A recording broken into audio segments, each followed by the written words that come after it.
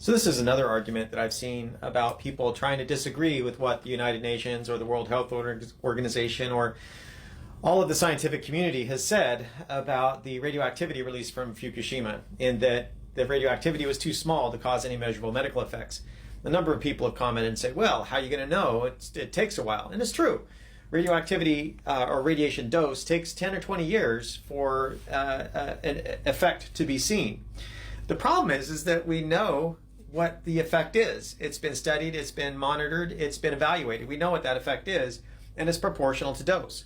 So the dose is too small, it just gets swamped by the noise. There's just not enough of a signal there for you to measure it, if it's there at all. And so if there was something, it would take quite a long time, but the dose was just too small. It was comparable to background, natural background. Everything is now, always has been, always will be radioactive. And so we're always getting radiation from the environment around us, from the earth, from outer space, from the air you breathe, from the food you eat. Potassium, naturally radioactive. It's essential to life, always has been, probably always will be. So it is known, the effects of radiation. It's very well studied. It's been studied extensively. It's probably one of the most studied carcinogens that are out there. And so to say that we can't predict it or that we don't know it is kind of silly. It's really quite arrogant to say, well, the scientists don't know the effects of radiation.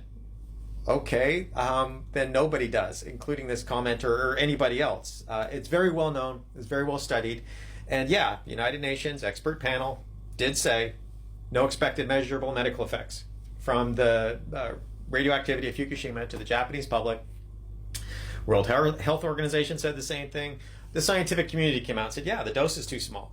And we know how to measure dose. We're actually pretty good at it. So I hope that helps. We really need to get rid of this fear narrative and saying, Fukushima is an existential threat or that it was a cataclysmic event. It was horrible. Absolutely. Any industrial accident is horrible.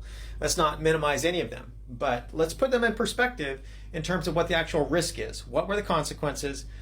And divorce that from the fear and look at what were the consequences. Was anybody hurt? And the only people that were hurt were from the panicked evacuation.